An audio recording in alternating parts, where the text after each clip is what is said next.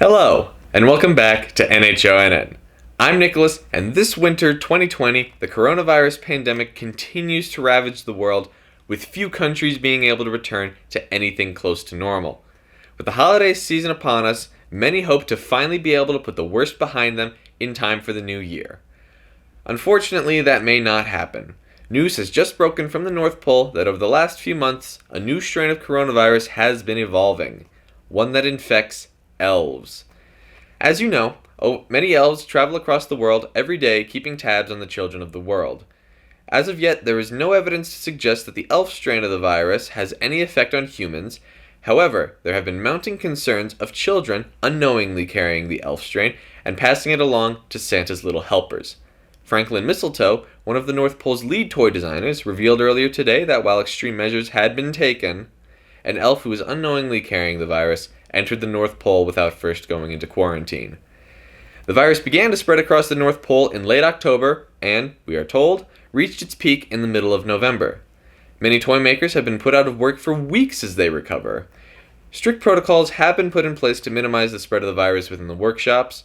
However, these restrictions have drastically lowered the production of toys. The number of elves working in a toy shop at any given time has been reduced by more than 75%, our source reports. During the month of November, each elf had to be able to crank out more than 150% more toys than they used to in the same amount of time. To compound the complications, at the start of December, Santa himself announced that he would be going into self-isolation for the entirety of the month as an extra precaution. As he is half human and half magic, it is unknown whether or not his visiting of houses this Christmas will worsen the pandemic across the world. In the same press release, Santa announced that on the night of Christmas Eve, he will be wearing an N95 mask throughout the duration of his trip, as well as wearing thick rubber gloves and undergoing thorough sanitation before and after entering the house of someone who has COVID or is otherwise considered a high-risk individual. All gifts will also be sterilized before delivery. The absence of the man in red means that all toy-making facilities are now under the jurisdiction of Mrs. Claus, who is unavailable for comment. We do know that Mrs. Claus has made major strides in keeping Christmas coming on schedule. She has led the effort to set up numerous temporary workstations across Christmas Village so that toy production can continue in a safe way while also minimizing the extra work that is required of individual elves. Mrs. Claus is also the lead doctor of the infirmary tasked with treating elves afflicted with the virus, and we are happy to report that under her supervision, no COVID-related casualties have been reported among the elf population. Unconfirmed reports from within the North Pole also claim that Mrs. Claus spends most of her free time baking cookies and brewing hot chocolate to help keep everyone's spirits up.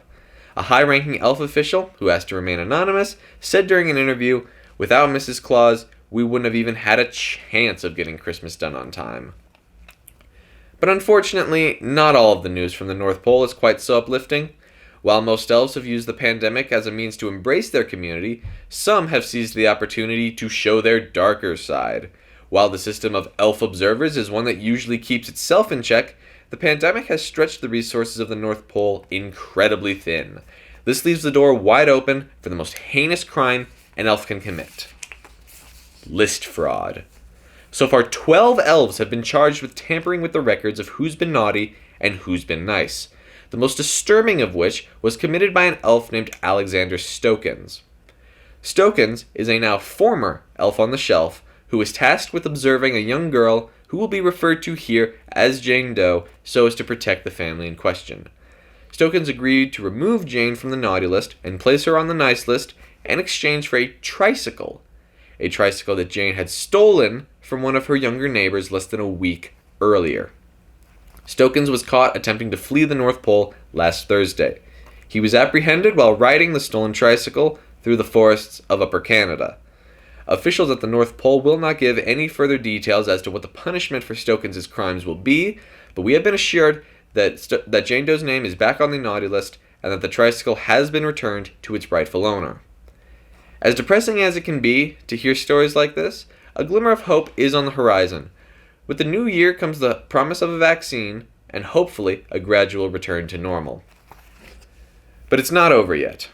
This holiday season, remember to stay safe, stay smart, and have a happy new year. I'm Nicholas, and this is NHONN.